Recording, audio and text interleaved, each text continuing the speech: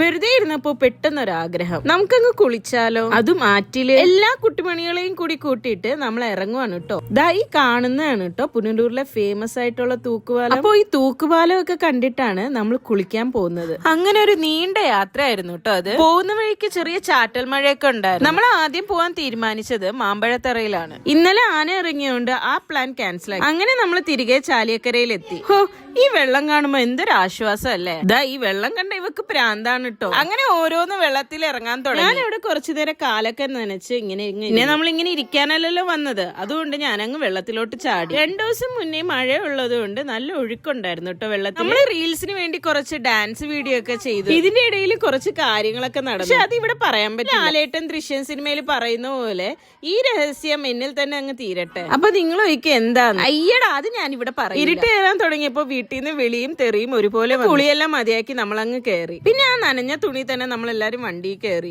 ഒരു തണുത്ത കുളി കഴിഞ്ഞാൽ പിന്നെ ചൂട് ചായ അത് പറയണ്ടല്ലോ. പോയപ്പോ നമ്മൾ ചൂട് ചായയിൽ മാത്രം ചൂട് കടികൾ പൊരിക്കുന്നുണ്ട്. അങ്ങനെ പഴംപൊരിയായി, ഉള്ളിവടയായി, അങ്ങനെ നമ്മൾ 6 പേര് കഴിച്ചത് 24 കടികൾ. നമ്മൾ കുറച്ച് താമസിച്ചുകൊണ്ട് വീട്ടിൽ നിന്ന് ചീത്തവിളി കേൾക്കണ്ടല്ലോ എന്ന് പറഞ്ഞ് അവർക്കും മേടിച്ചു കുറച്ച് ഉള്ളിവട. ചൂട് ചായയും ഉള്ളിവടയും പഴംപൊരിയും എല്ലാം കഴിച്ചിട്ട് നമ്മുടെ ഇന്നത്തെ യാത്ര അവസാനിച്ചു. അപ്പൊ ഈ വീഡിയോ ഇഷ്ടപ്പെട്ട എല്ലാരും ലൈക്ക് ചെയ്യണേ. Okay, by.